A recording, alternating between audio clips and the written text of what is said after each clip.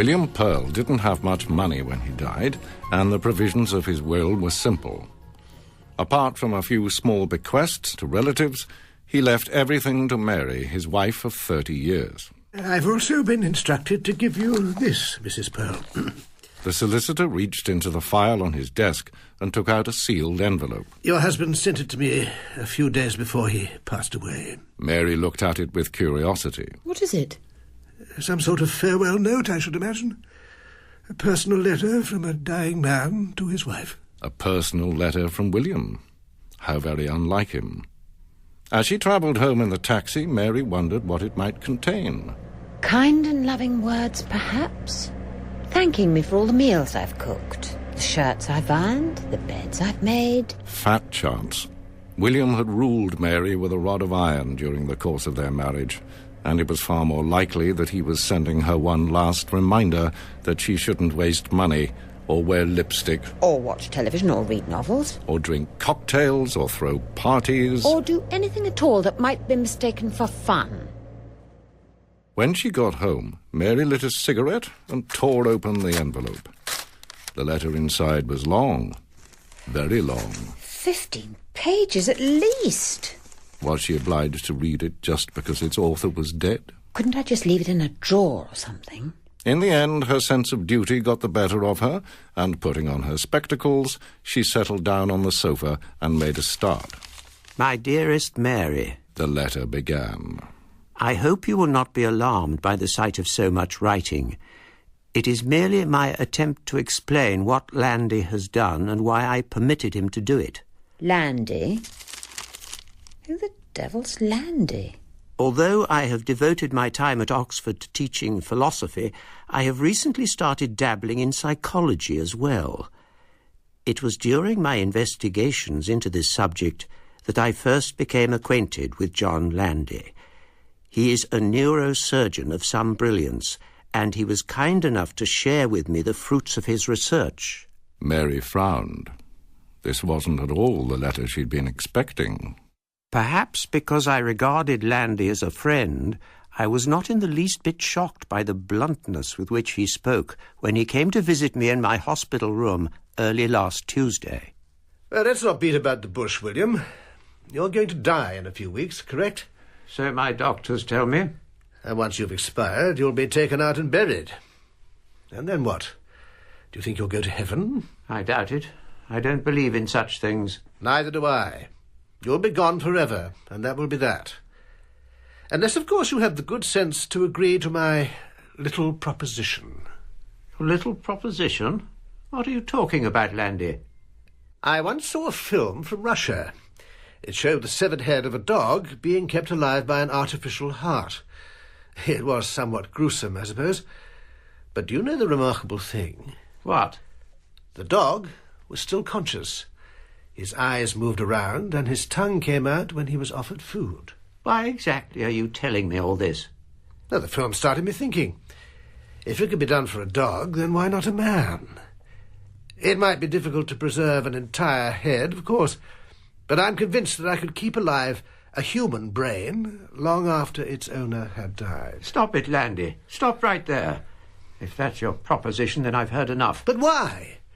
You have a wonderful brain, crammed with a lifetime's knowledge and experience. Even if you could do what you say, which I very much doubt, what would be the point? Why would I want my brain kept alive if I couldn't talk or see or feel? Well, you'll still be able to communicate after a fashion. And as for sight, well, the optic nerve is very close to the brain. I could easily leave you one of your eyes. You're insane, Landy. The whole thing's too fantastic for words. Is it? Let me explain how I'd do it, William. Then when you have the facts, you can judge for yourself. I'd start by opening your skull at the moment of death. Squeamishness has always been chief amongst your faults, Mary, so I will spare you the details of Landy's description. By the time he'd finished, though, he'd convinced me that what he proposed was entirely feasible. Naturally, however, I needed to ask him certain questions. Should my brain survive the procedure, for instance, would it still be able to function? I don't see why not. Of course, with all your nerve endings severed, you'll no longer feel hunger or pain. But as a philosopher, I expect you'll enjoy that. Free from the tyranny of the body, you'll be able to devote each day to abstract thought. I haven't said I'm going through with it yet. Consider the alternative. A few more weeks of life, then eternal extinction. I'm offering you a way out. I'd have to think about it. Come back in 24 hours. No, but William... I won't be rushed. 24 hours, Landy. I'll know by then. Although she hadn't finished, Mary put down the letter and lit another cigarette. She was already halfway through her second packet. And wouldn't William be cross about that? He so disapproved of smoking.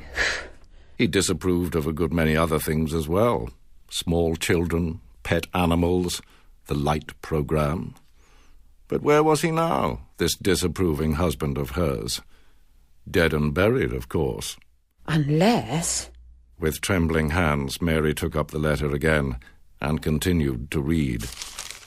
Initially, I was repulsed by Landy's suggestion. It was monstrous, unholy, obscene. But then, quite suddenly, at about midday, my mood began to change. Mary gripped the letter more tightly. She was starting to feel queasy and a little bit faint. I have, after all, always been justly proud of my brain. Why should I allow it to rot away? By the time they brought me lunch, I had decided to accept Landy's proposal. I think I startled everyone with the heartiness of my appetite, and when you visited me that afternoon, I was in high spirits. And I thought it was the morphine. I have left instructions that you are to be given this letter a fortnight after I die. 14 days will have elapsed since Landy performed his operation, and you will, of course, be anxious to know how it turned out. You will find his number in my address book, Mary. I suggest you call him at once. Mary slumped back on the sofa, numb with shock. Nervously, she glanced across at the armchair where William had sat watching her night after night, silently waiting to condemn or correct. Suddenly she had the unsettling sensation that he was watching her still. What am I going to do? What the hell am I going to do? Landy would be expecting her to call. That much was obvious. Perhaps I could pretend I never got the letter. But then he might call her. That would be worse. No, there was only one thing for it. Slowly, and with much reluctance, she got to her feet and went to find William's address book. So, Dr. Landy, your experiment was a success. It was a triumph, Mrs. Pearl. It went better than I could possibly have hoped. Landy had been delighted when Mary called. He had insisted, positively insisted, that she came straight away to the hospital where, less than an hour later, she found herself being led by him through an apparently endless succession of corridors.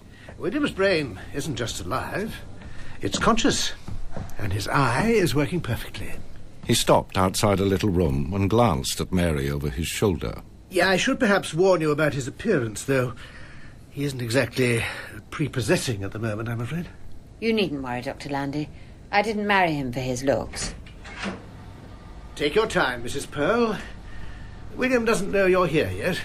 Although his eye is always open, he doesn't have any muscles to move it. So all he can see is the ceiling above him. Mary entered the room.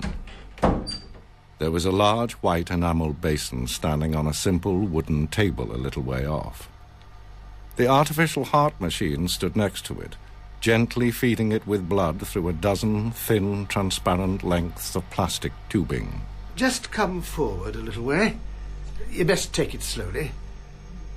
Can you see an oval capsule floating on the surface of the basin? Yes. That contains the eye. A little further still, and you'll be able to see right to the bottom of... Oh, my God. There we are. Meet William. The brain was bigger than Mary had expected, and darker in colour, floating in a clear chemical solution with ridges and creases covering its surface. It resembled nothing so much as an enormous pickled walnut. Should I say something? He can no longer hear you, I'm afraid. You'll have to lean right over. Hello, William. A clear blue eye stared up at her. It's Mary, William. Your wife. Oh, listen. He recognises you. What was that noise? That was William. You mean he can talk? Well, not talk exactly. Are you familiar with the work of Hans Wertheimer? Should I be? He recently discovered that the thinking brain produces electrical transmissions, somewhat akin to radio waves. With his help, I've constructed a sort of receiver. It enables William to articulate a response to different stimuli. I see. Oh, keep going, Mrs. Pearl. I want to record his reactions. How are you, William? You're looking well. I mean, under the circumstances. And Dr. Landy's ever so pleased with your progress. Mary looked beyond the eye to the great grey walnut that lay so placidly in the fluid beneath. He's so calm and peaceful, isn't he? Lying in his little basin, he was as helpless as a baby. And, like a baby, he could no longer offer criticism or lay down rules or enforce prohibitions. This, Mary decided, was the sort of William she could live with. Dr. Landy, would you think it odd if I said I was starting to feel the most enormous affection for him? Not at all. It's perfectly normal. Good. Then when can I take him home? I beg your pardon? When can I take him home? You're joking, of course. He couldn't possibly be moved. He's just an experiment. He's my husband, Dr. Landy. But consider the practicalities, the equipment he needs. That's all right. I have a large house. But why, Mrs. Pearl? Why on earth would you want him at home? I mean, what would you do with him?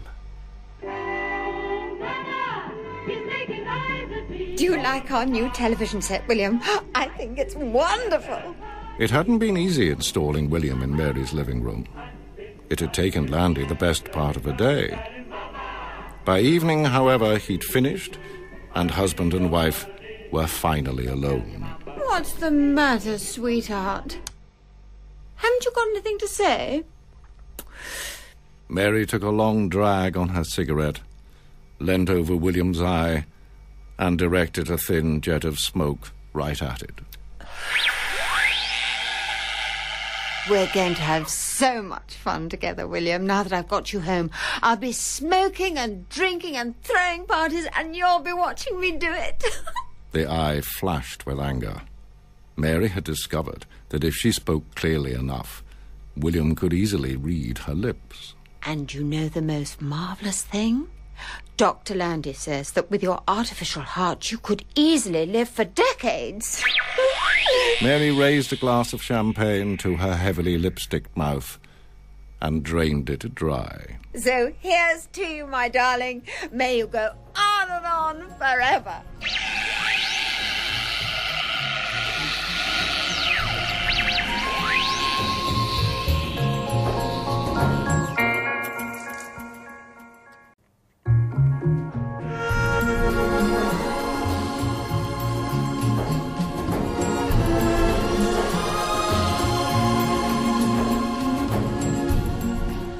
Cyril Boggis was an antiques dealer. His shop wasn't the largest in Chelsea, nor was it the most fashionable. But in one respect, at least, it enjoyed an enviable reputation. Good heavens, Mr. Boggis. Isn't this little table a Sheraton original? It was known as a place where scarce and unusual items were offered for sale with quite astonishing regularity. Ah, it is indeed, Lady Harcourt. I acquired it last week along with an exceptionally elegant set of Hepplewhite chairs. Sheraton? Hepplewhite? How do you do it? How do you find them? How indeed?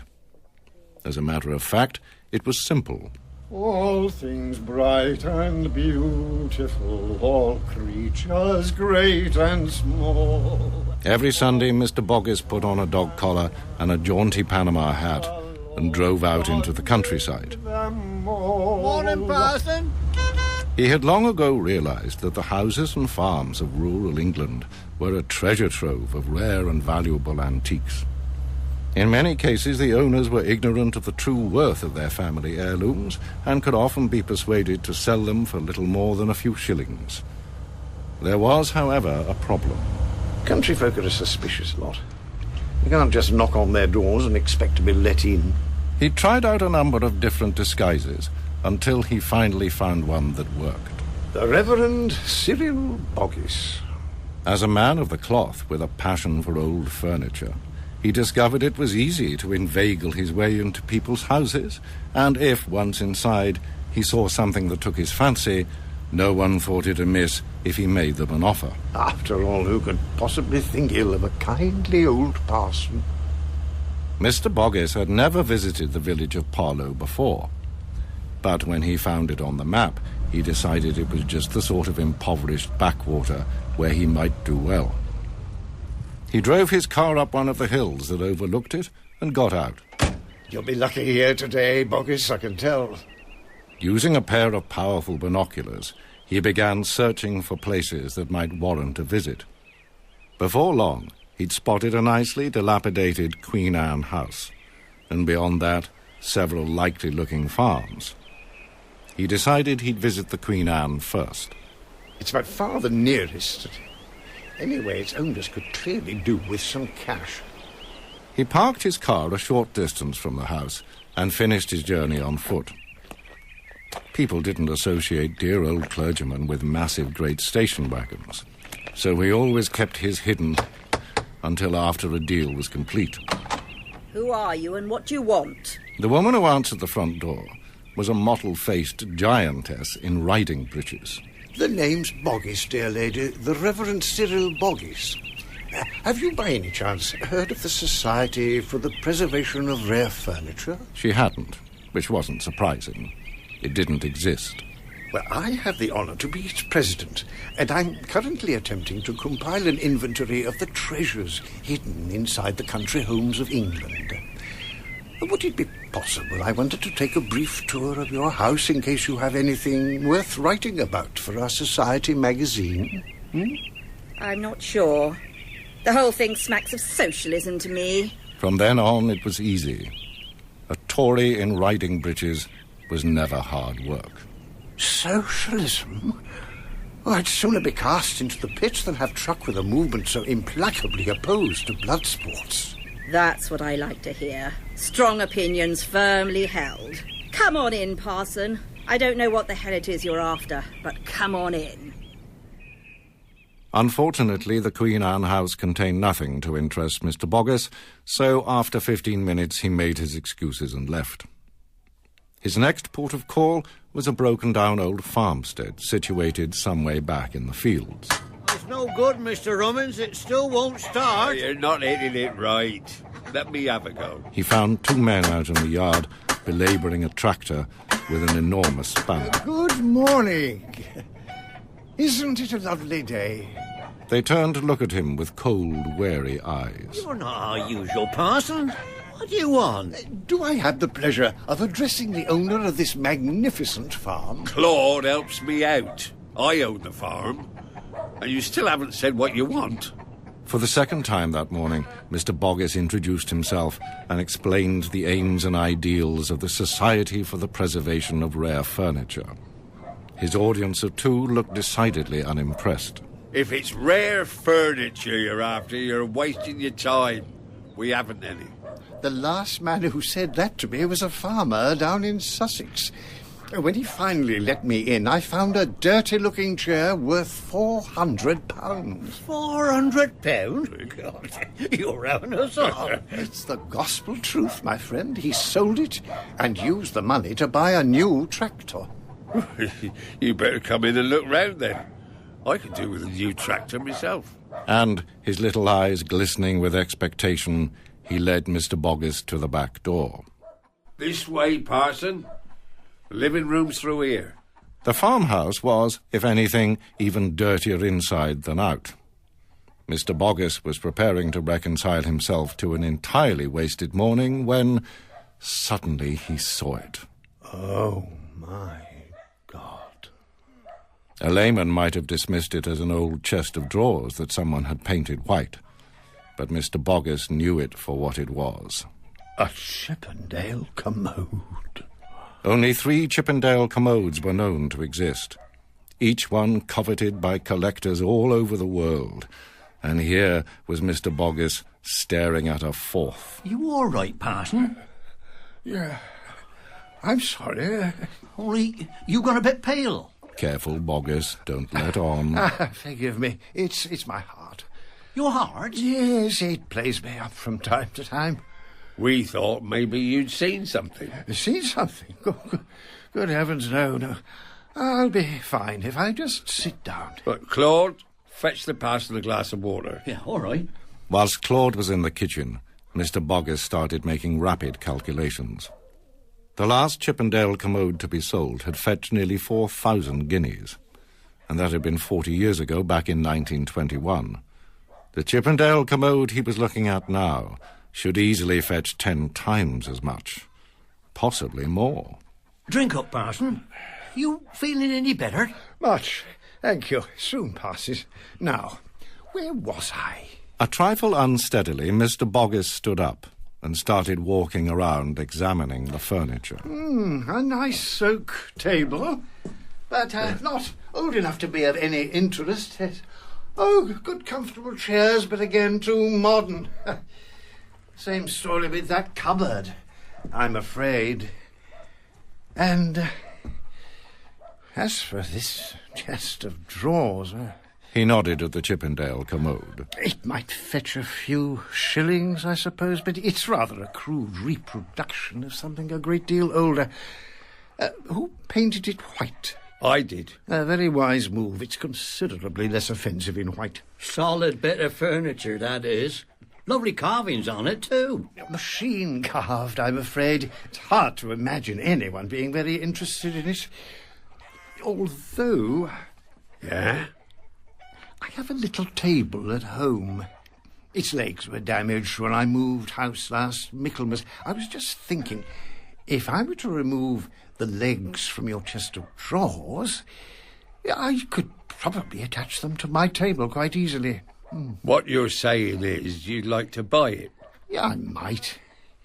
Oh, but then again, no, it's too much trouble. I'd better leave it. How much were you thinking of offering? Oh, not a great deal, I'm afraid. It's only a reproduction, after all, not a genuine antique. How can you be so sure it's a fake, Parson? You haven't even seen what it looks like under all that paint. Very well. I'll show you. Mr. Boggis produced a penknife and carefully scraped away a small patch of paint from the top of the commode. There you are. Look at that. What's wrong with it? It's been processed with lime. That's what they used, to darken mahogany and make it look old. How can you tell? Look closely at the grain. Do you see touches of orange amongst the dark red-brown? Yeah. That's a sure sign they use lime. And then, of course, there's the patina. There's the what? The patina. The surface sheen that comes with old age. Run your fingers over it, my friend. How does it feel? Warm or cold? Well, it feels cold. Precisely. A genuine patina will always feel warm. Well, I'll be damned. It's shameful the efforts the ungodly will make to deceive the innocent. But now, I'm afraid I really must be off. I do hope I haven't been too much of a bore. Just a minute, Parson. You still haven't told me how much you'll pay me for it. You mean you really wish to part with it? I didn't say that. I asked how much. Oh, I don't know. Shall we say £10? Would that be fair? £10? Don't be ridiculous. Oh, it's worth more than that for firewood. It's just a second-hand reproduction, my friends, but... Oh, I'm feeling reckless, so I'll say 15. How about that? Make it 50. But I'm only interested in the legs. I might find a use for the drawers, but as for the rest of it, well, as your friend so rightly said, it's just firewood. All right, then, 35. Oh, I couldn't, sir. It's not worth it. But I'll make you one final offer, and then I must go. £20. I'll take it. It's yours. Oh, dear, what have I done? You can't back out now, Parson. A deal's a deal. How will you be getting it home? There's only one thing for it, gentlemen. I'll have to fetch my car. As he walked towards the lay-by where his car was secreted, Mr. Boggis shouted for joy. Oh, happy it. Oh, glory be! He was going to be rich, and not just rich, famous too. The other Chippendale commodes all had names. There was the Chastleton commode and the two Raynham commodes. When his little discovery joined their exalted ranks, it too would need a name. And what might that be? Clearly, there was only one choice. The Boggis commode. You did well getting him up to £20, Mr. Robbins. You reckon he'll pay? We won't put it in his car till he do. That's if it fits in his car. What do you mean? You need a van for that dirty great thing. And Parsons don't drive vans. They drive piddling little Austins and Morrises. Mr. Rummins looked anxious for a moment. Then a sly grin crept across his face. You remember the parson said he only wanted it for its legs? Yeah? Help me carry it outside. I've got an idea. Hey, well done, Claude. You've done a grand job. Yeah. Do you reckon he'll want the rest of it now I've sawn the legs off?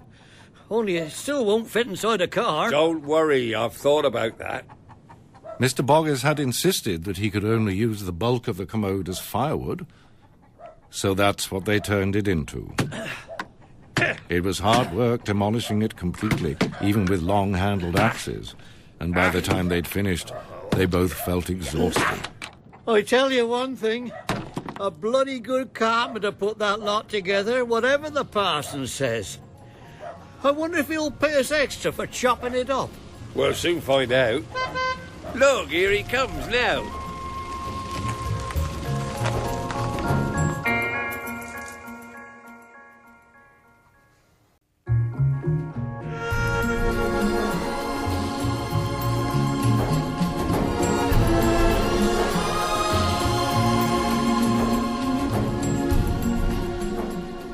It frightens me, Albert.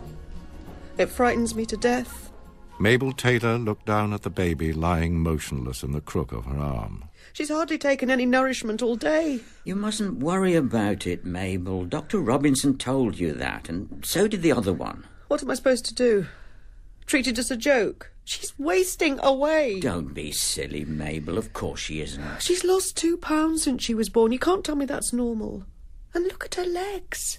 They're like sticks. We'll take her to Dr. Robinson again in the morning. Ask him to send us to someone new. Oh, what's the point?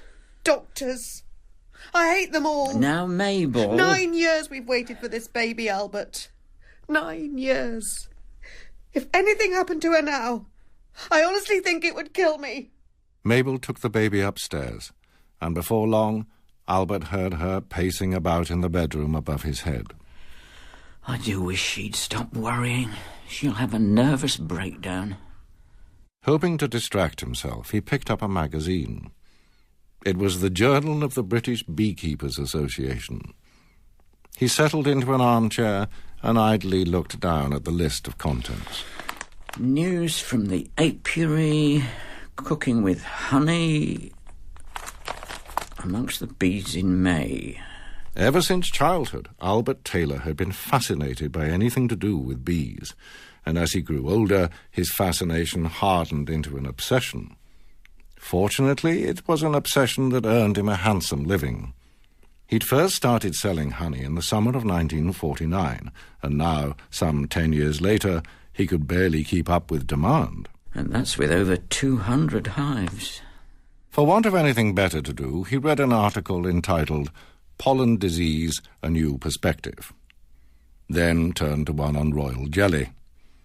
He very much doubted that it would contain anything he didn't know already. Royal jelly is a glandular secretion fed by nurse bees to newly hatched larvae. So far, so old hat.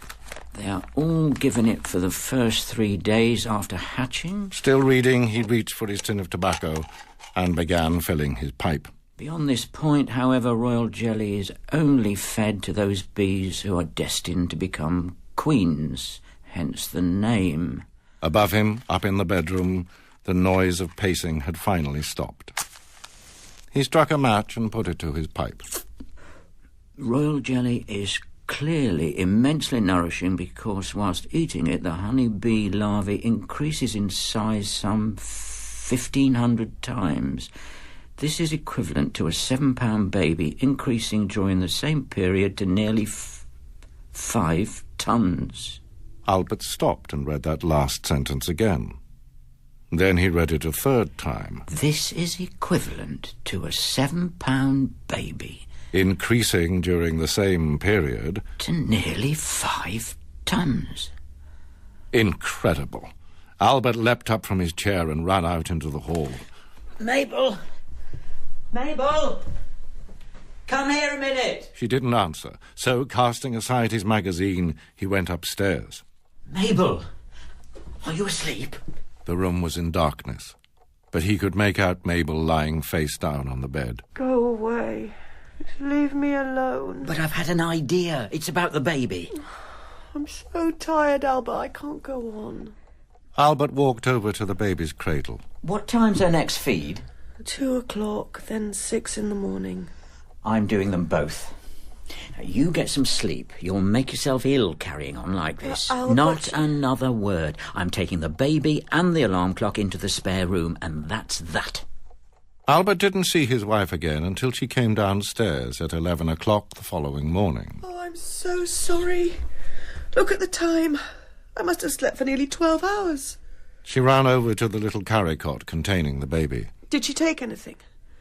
How many times have you fed her? She was due for another one at 10. I fed her at 2 in the morning and she took half an ounce. At 6 she did a bit better, 2 ounces, and we've just finished her last feed now. 3 whole ounces, Mabel. 3?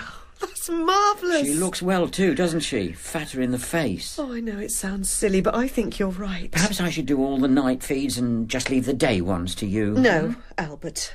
I wouldn't hear of it. At least let me share in some of the donkey work then. I'll start sterilising all the baby's bottles for you and mixing her feeds. When's her next one due? 2 o'clock? Yes. I'll go and mix it now and leave it in the larder. Honestly, Albert, there's no need. I've been letting you shoulder too much of the burden on your own, Mabel, but things are going to change. From now on, we'll both be bringing our daughter up together. After he and Mabel had eaten lunch, Albert went out into the meadow to work amongst his hives. Hello, my darlings. How are you? He never used smoke when he was working, nor did he wear gloves or a net. It was as though a kind of sympathy existed between him and his bees, and in all the years he'd kept them, he'd never once been stung. Albert! Come quickly! He looked up. Mabel was running towards him through the buttercups. You won't believe it.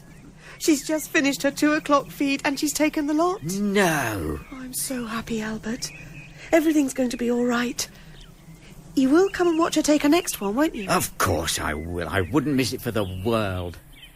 Naturally, a certain amount of suspense surrounded the next feed. But in the event, the baby drained the entire bottle in only a few minutes.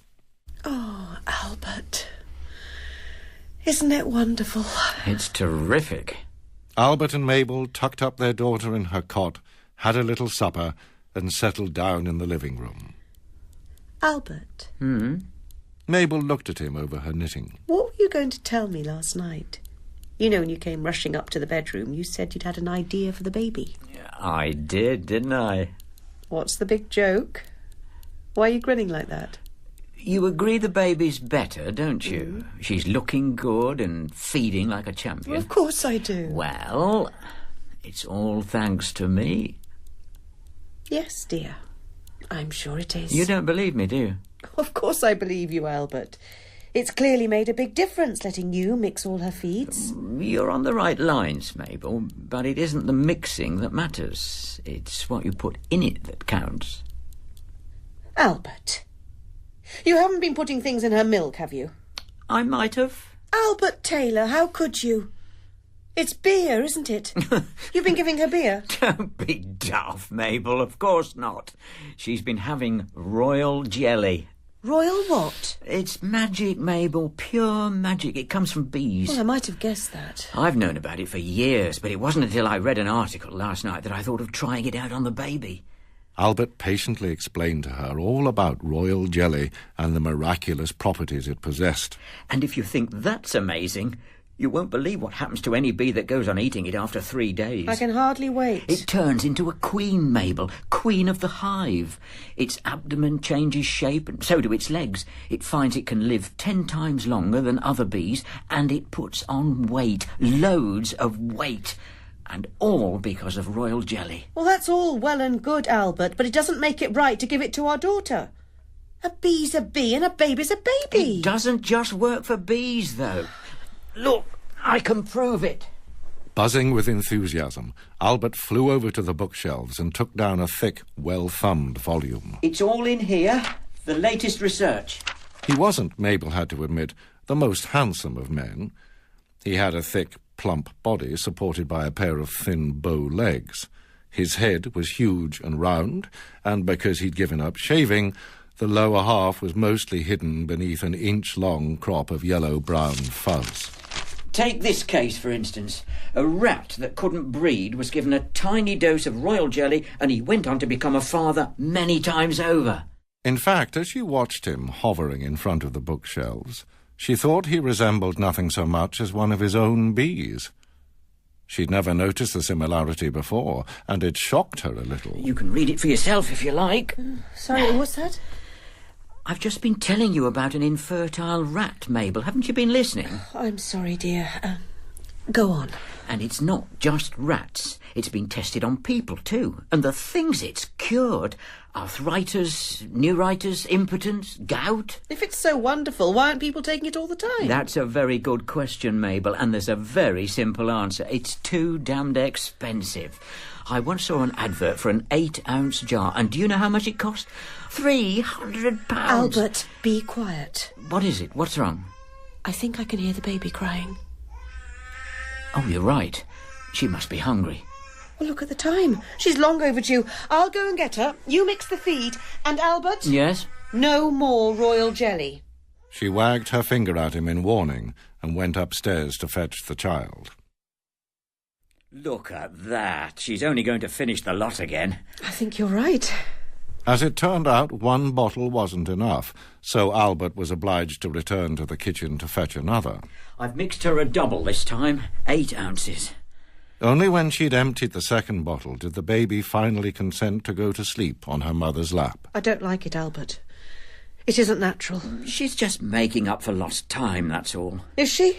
We'll pick her up. Go on. That's right. Dear God, she weighs a ton. Exactly. She shouldn't have put on so much weight in a single day. It's all the fault of that disgusting royal jelly. I'm only glad I'm here to stop you giving her any more. Royal jelly isn't disgusting, Mabel. I take it you haven't given her any more. Do you? Albert, you didn't. It's been doing her so much good. I thought I'd give her another dose. A big one this time. Oh! Just fetch the scales. I want to see just how much she weighs. Mabel quickly stripped off the baby's clothing and placed her naked on the table. When Albert returned with the scales, he beamed at her with paternal pride. Why, Mabel, it's a miracle. She's as fat as a puppy. The child had indeed put on a prodigious amount of weight. Her chest, once so sunken and narrow, was as round as a barrel, and her belly bulged high in the air. Curiously, though, her arms and legs had not grown in proportion, and, still short and skinny, they resembled 4 little sticks protruding from a ball of fat. And look, there's a bit of fuzz growing on her tummy to keep her warm. Oh, my God, Albert. What have you done? You're still worrying about the royal jelly, aren't you? Stay back. Don't touch her. I promise you, Mabel, it's perfectly safe. And I should know. I've been taking it for months. What? I turned over half the hives to making it early last year. I suppose I should have told you sooner, but I was a little embarrassed. Mabel looked at her husband again. There was no longer any skin showing on his neck. The whole of it was covered with short, silky hair, yellowy black. I first had the idea when I read about royal jelly curing that rat of infertility. Hello, I thought. If a rat can be helped, then so can Albert Taylor. No. It made me feel so good I carried on taking it even after you'd announced the joyful tidings. No! Mind you, it was always going to work better on a tiny infant than on a grown man like me. You can tell that just by looking at her. Mabel's eyes moved slowly towards the baby lying naked on the table. Fat, white and comatose, it looked like a gigantic grub that was about to end its larval stage and re-emerge into the world with mandibles and wings. No! Come along, let's cover her up. We don't want our little queen to catch cold.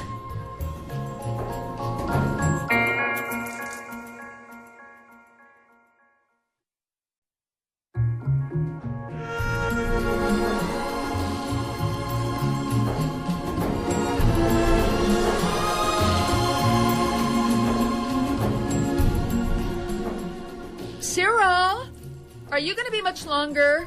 I'll be out in a moment. I'm flossing as fast as I can. Mrs. Bixby rolled her eyes. Her husband always spent so long in the bathroom attending to his oral hygiene. Still, she supposed, that's what comes of marrying a dentist. Will you have time to run me to the station, or shall I call a cab? Oh, I thought I'd never shift the plaque on my bicuspids. But I'm all yours now. I can't believe you're off to see Aunt Maud again already, though. She's a very lucky lady. Lucky? She's 87 and deaf as a post. Having you as a niece, I mean. Not many women would catch a train from New York to Baltimore every fourth Friday just to spend the night with a bedridden aunt. Oh, well, it's worth it to see her face light up when I first walk in. I only hope you don't mind me going there so much. As long as you never ask me to go with you, dear, I don't mind a bit.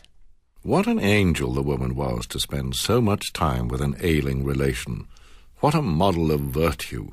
What a saint. This way, darling. I'm over here. Or, as it turned out, what a thoroughgoing hypocrite. For although she allowed her aunt the occasional 10 minutes, Mrs. Bixby had an ulterior motive for visiting Baltimore. An ulterior motive known as the Colonel. I thought I'd give my chauffeur a rest for once and pick you up from the station myself. Oh, thank you, honey. I'm glad you did. And I see you got yourself a new toy. Almost as gorgeous as you, isn't it? And almost as fast. Oh! Hop on in and let's get started. We're going to have us some serious fun. The Colonel was as good as his word, and during the next few hours, Mrs. Bixby enjoyed herself more thoroughly than she had done in weeks. When she returned to the station the following day to catch her train home, she had the relaxed and contented air of a woman who'd just disembarked from an ocean voyage. Excuse me, Mrs. Bixby. She looked up. Wilkins, the Colonel's valet, was coming down the platform, a large gift-wrapped box in his hands. The Colonel asked me to give you this. Thank you, Wilkins. Did he send a message? No, Mum. No message. Just the box. A present from the Colonel. Whatever could it be? As soon as she'd boarded the train, she took it to an empty carriage to find out. I bet he's bought me a dress and a hat even, or some lacy underwear, the dirty dog. She opened the box and gasped with delight. No. Oh, it can't be. Inside was the most gorgeous coat she'd ever seen. She checked the label. Wild Labrador mink. What a glorious colour it was, almost pure black with a hint of blue, and oh, the softness. It must have cost the Colonel a fortune. $6,000 at least. Maybe more. The urge to try it on was overwhelming, and she was about to succumb when she noticed that the box also contained a letter. So he did send a message after all. She picked it up and started to read. I once heard you say you were fond of mink. The letter began. So I got you this. Please accept it as a parting gift. For personal reasons, I won't be able to see you again. Good luck, goodbye, and God bless. Oh, the heartless swine! After all these years, how could he? This was a blow. No more Colonel. And just when I was feeling so happy, too. Still... She smiled and began stroking the coat. Every cloud has a silver lining. She was about to tear up the letter when she noticed a postscript. If your husband asks you where you got the coat, tell him it was a gift from Aunt Maud. Mrs. Bixby's mouth stretched wide in a silky smile, snapped shut like a piece of elastic. Her husband would never accept such an explanation. Aunt Maud's as poor as a church mouse, and Cyril knows it. She had to keep the coat, though. She'd die before she'd part with it. She looked at her watch. 4:30. Good. That gave her plenty of time to devise a way of fooling her husband. All she had to do was sit perfectly still and think. Oh, good evening. I'm glad you're still open. By the time she'd reached New York, Mrs. Bixby had decided just what to do. She hailed a cab and told the driver to take her straight to the nearest pawnbroker's. Only I've lost my pocketbook, and as all the banks are shut, I haven't any cash.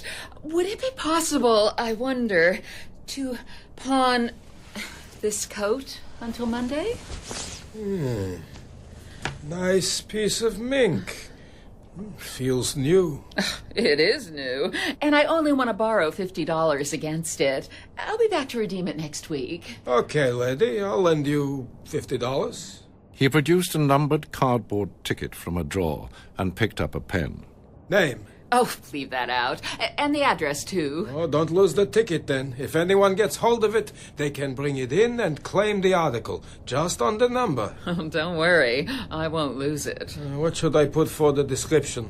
No description either. It isn't necessary. Just put the amount I'm borrowing. No. A description might help if you wanted to sell the ticket. But I don't want to sell the ticket. I'm not broke, if that's what you mean. I've just lost my purse. Have it your own way, lady. It's your coat.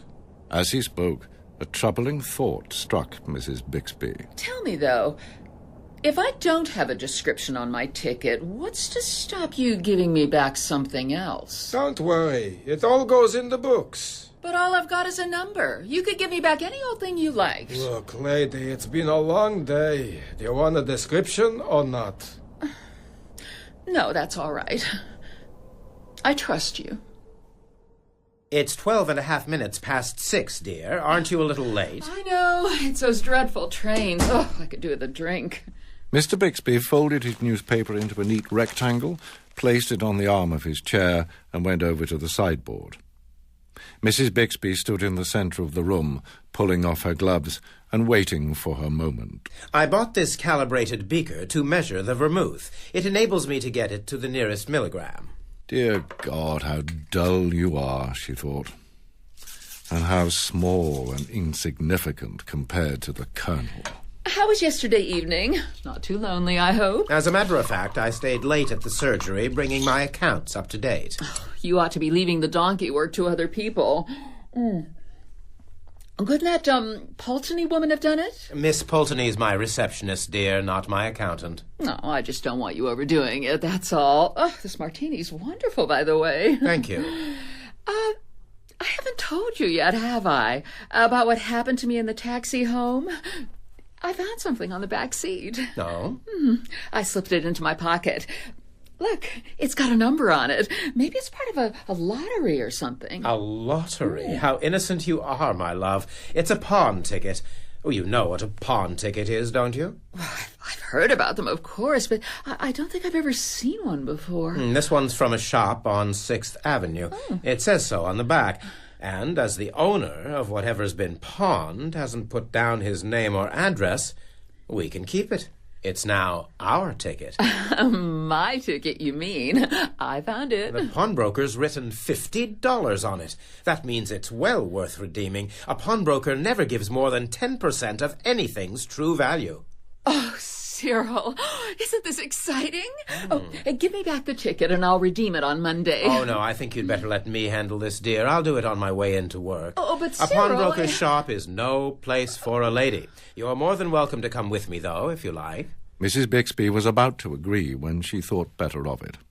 She didn't want the pawnbroker greeting her like an old customer in front of her husband. That's all right. You go on your own. It's going to be even more thrilling if I stay behind and wait. Mrs. Bixby thought that Monday morning would never come.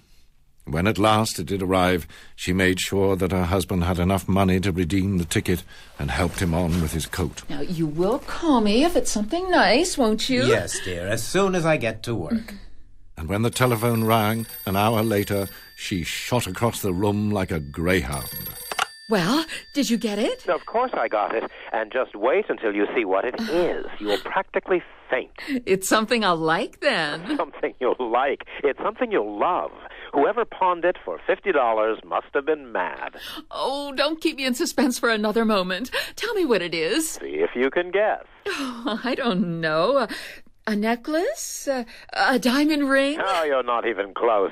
It is something you can wear, though. Is it a hat? No, it's not a hat. Oh, that's it. If you won't stop teasing, I'll have to come over. When are you breaking for lunch? Oh, I doubt if I'll bother. I'm far too busy. But if you must come over, do it at 1. That's when I grab a quick sandwich. Good afternoon, Mrs. Bixby. The door to the practice was opened by Miss Pulteney, Mr. Bixby's receptionist. Your husband said you'd be coming. He wondered if you mind stepping into the waiting room for a moment. He's just fixing a clasp on somebody's dentures. After 10 minutes, Mr. Bixby came in and led her through to the surgery. What time's my next appointment, Miss Pulteney? 1:45, Mr. Bixby. Well, run along, then. You've just got time for some lunch. He waited until the girl had gone, then walked over to the closet he used for hanging his clothes. It's in there. Now, shut your eyes. That's right. Oh, Cyril, this is so exciting. Okay, you can open them again. Coyly, she raised one eyelid, just enough to give her a blurry vision of her husband holding something up. It's mink. Real mink. At the sound of the magic word, she immediately opened her eyes and moved forward to embrace the coat. But there was no coat. Only a ridiculous little fur neckpiece dangling from her husband's hands. Isn't it gorgeous? Gorgeous? It was hideous, consisting as it did of 2 mangy-looking skins loosely sewn together and with the head still on. What's the matter? Don't you like it? No, of course I do. It's lovely. Oh, it's all right. I understand. It took your breath away for a moment, didn't it? Took my breath away? Yes. Oh, we did well getting it for $50. I'll bet you'd pay at least $200 in a store. Mrs. Bixby put her hand to her mouth. She was finding it hard not to scream. Don't expect a gift at Christmas, though. Here, try it on. He draped the tatty thing round her neck and stood back to admire it. Oh, perfect. Mink really suits you. Mr. Bixby went over to the basin in the corner and began washing his hands. You'd better go and get some lunch. I've got old man Gorman coming in soon for a new bridge. Did I tell you I'd be working late tonight, by the way? No. Yes, I won't be home till 8, possibly 9. Is that all right? When he didn't get an answer, he turned round to look at her. But the surgery was empty. She'd already gone. That son of a bitch pawnbroker. I'll kill him.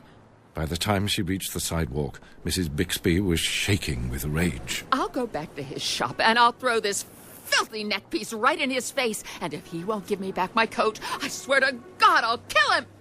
As she stood fulminating, Miss Pulteney, her husband's receptionist, glided past on her way back from lunch. Hello again, Mrs. Bixby. Isn't it a glorious day? There was a lilt in her walk, a little whiff of perfume attending her, and she looked like a queen, just exactly like a queen, all wrapped up in the Colonel's beautiful black mink coat.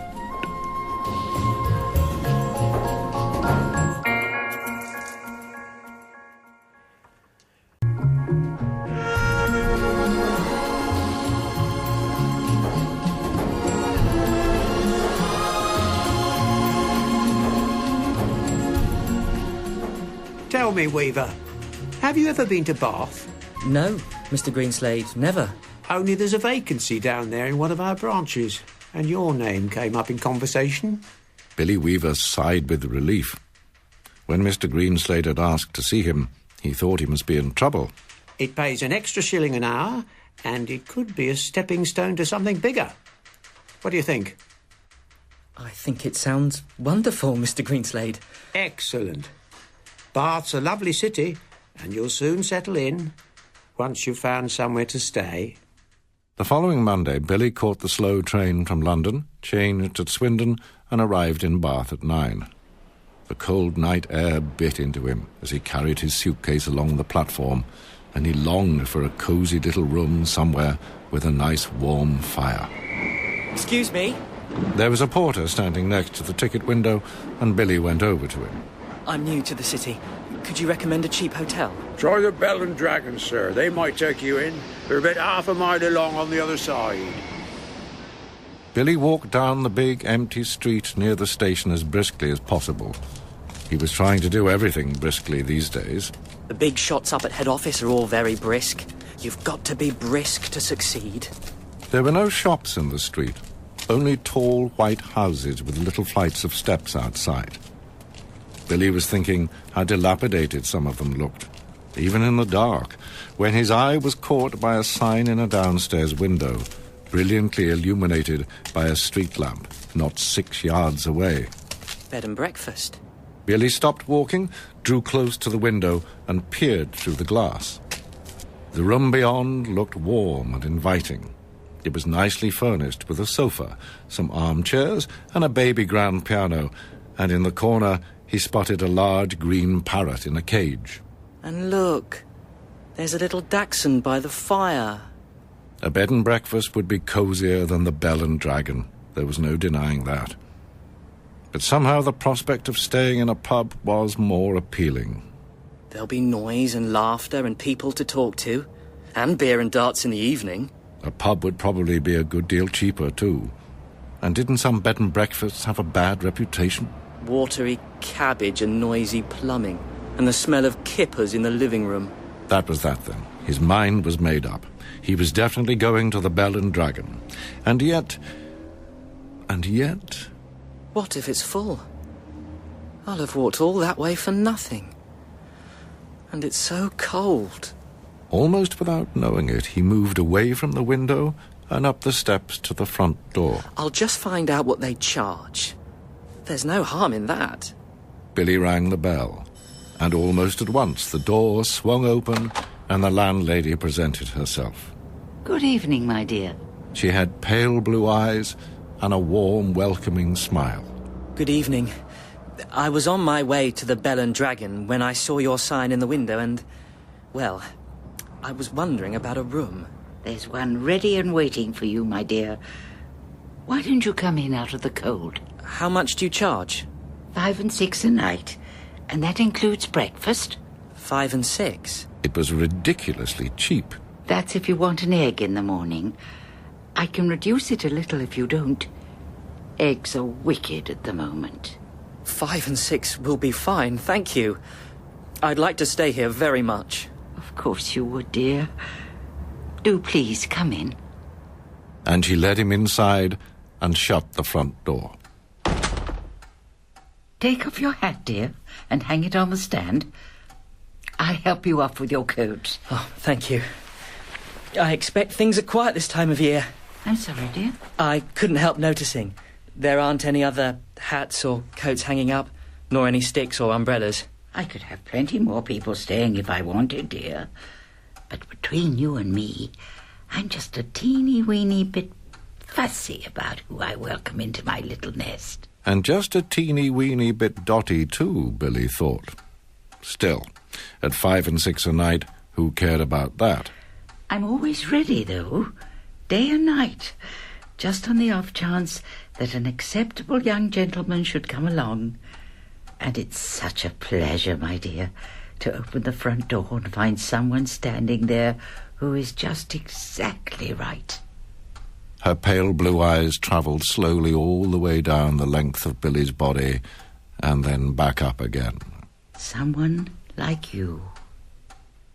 Glancing over her shoulder occasionally to give him a smile, the landlady took Billy up several flights of stairs. I'm on the first floor, and you're on the second. Until, finally, they reached their destination. Here we are, Mr. Perkins. This is your room. I do hope you like it. She switched on the light, illuminating a small but cosy front bedroom. It is Mr. Perkins, isn't it? Actually, no. It's Weaver. Billy Weaver. And the room's very nice. What about supper? Have you eaten? I'm fine, thank you. I think I'll just have an early night. I've got to get up first thing tomorrow morning to report to the office. As you wish, my dear. I'll leave you to unpack. Before you go to bed, though, perhaps you'd be kind enough to pop into the sitting room on the ground floor and sign the book. The book? Yes, the guest's register. I know it's a nuisance, but it's a legal requirement. And we don't want to start breaking the law at this stage of the proceedings, do we?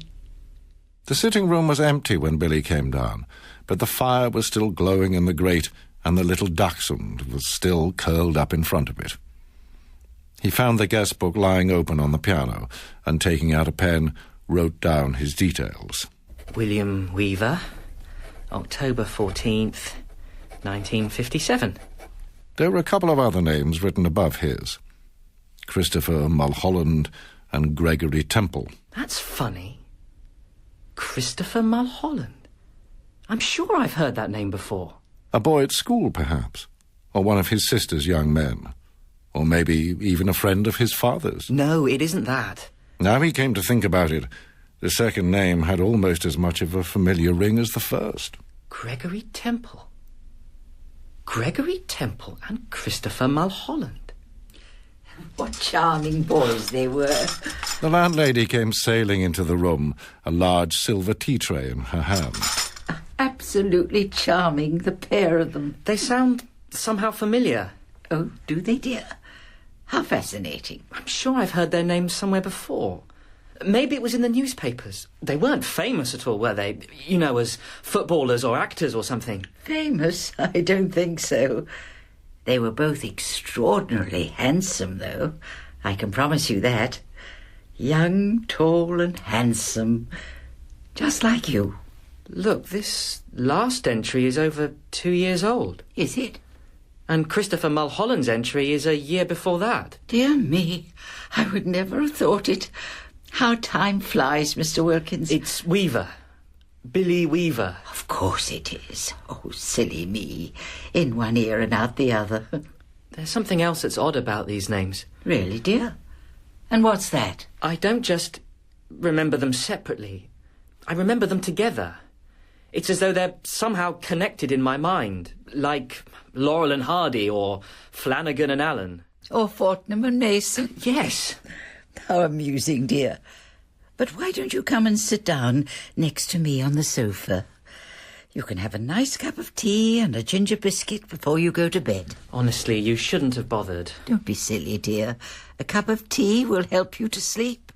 He didn't want to sleep, though.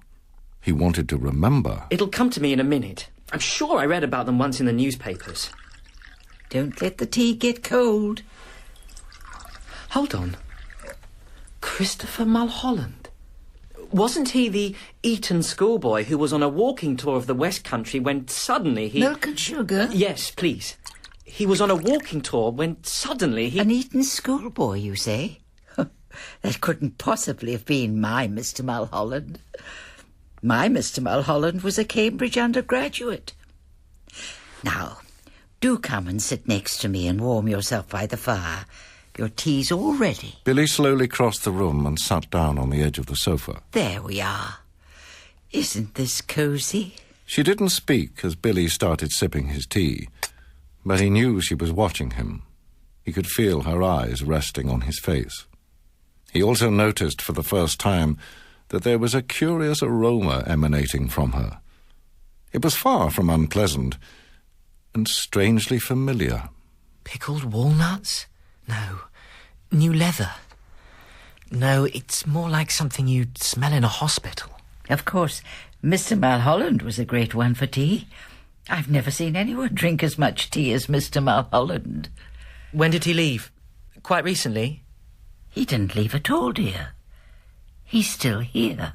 I beg your pardon? He's upstairs on the 3rd floor. And so is Mr. Temple.